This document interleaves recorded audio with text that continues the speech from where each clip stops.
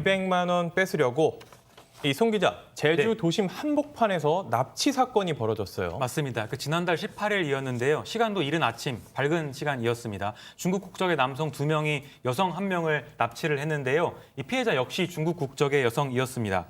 이 여성은 지인을 통해서 피해 여성이 혼자 산다는 정보를 범인들이 알아냈다고 하고요. 그래서 집 앞에서 출근하는 여성을 붙잡아서 강제로 차량에 태운 뒤에 강도로 저렇게 돌변을 한 겁니다.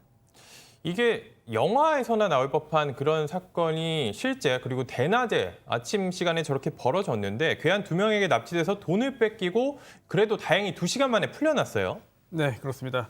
2시간 동안 차량 안에 감금을 해놓은 거죠. 그러면서 제주 시내를 이렇게 계속 뱅뱅 돌았습니다. 그냥 돈 게 아니라 돈 안 주면 죽이겠다. 이런 협박을 이 남성 2명이 한 거죠.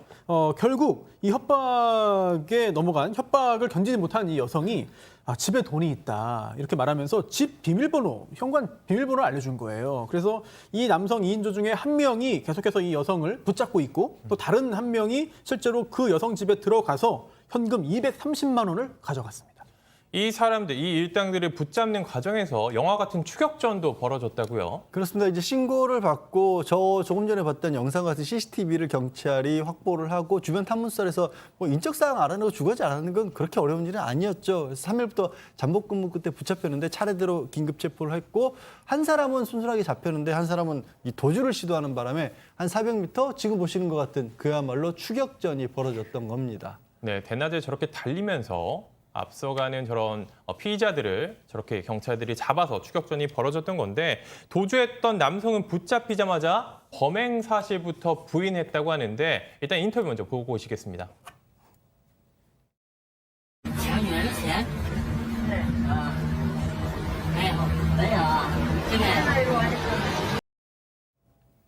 근데 이 교수님, 저는 이런 형태의 범죄 최근에 본 기억이 없는데 어떻게 보십니까? 저도 본 기억이 없습니다. 요즘은 강도 사건이 4대 강력범죄 중에 가장 빠른 속도로 감소하고 있거든요.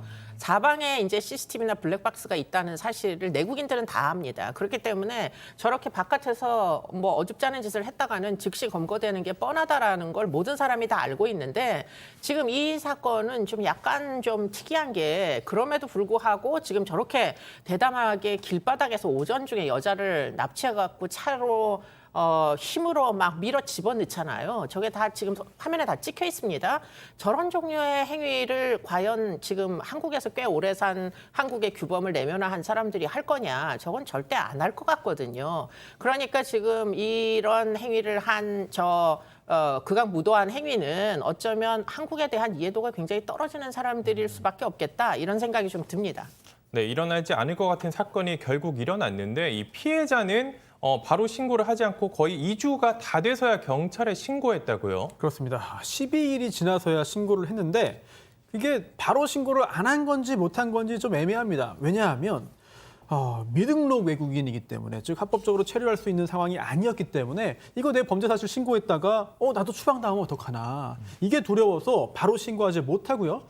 지난달 30일에서야 피해 사실을 신고할 수 있었습니다. 네, 그런 점을 이용해서 이제 범죄를 저지른 것 같은데 그 납치를 했던 그 2인조 일당 역시 미등록 외국인이었어요. 같은 국적이었어요. 교수님? 아마도 이제 이 여성의 존재에 대해서 알고 있었던 사람들에 의해서 일어난 사건 아닌가 이런 생각을 해볼 수 있겠고요.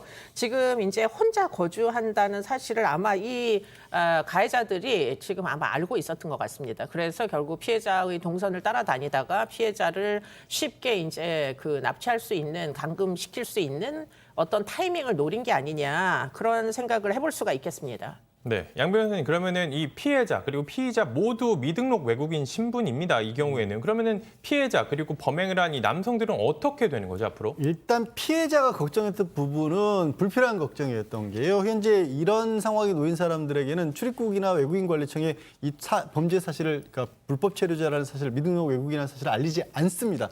이게 이른바 미등록 외국인 통보부 면제 제도인데 거의 뭐 살인부터 시작해서 사기, 공갈, 절도, 강도까지 많은 종류의 재산 범죄, 개인의 어떤 신상에 관한 범죄의 경우에 다 이걸 포함시키고 있는 이유가 이렇게 하지 않으면 피해자를 보호하는 것도 보호하지만 범죄가 들끓을 수밖에 없잖아요. 저런 사람들 이렇게 범죄의 대상으로 삼으면 신고도 못하더라는 게 범죄자들 사이에 알려지면 이게 우리 사회에 많이 날 수 있기 때문에 이런 경우는 통보를 하지 않고요. 단 허위 신고를 한 경우에는 이 통보를 합니다.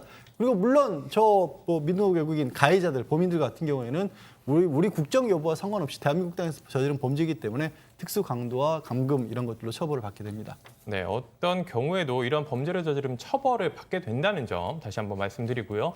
예, 오늘 사건 이렇게 마무리하겠습니다.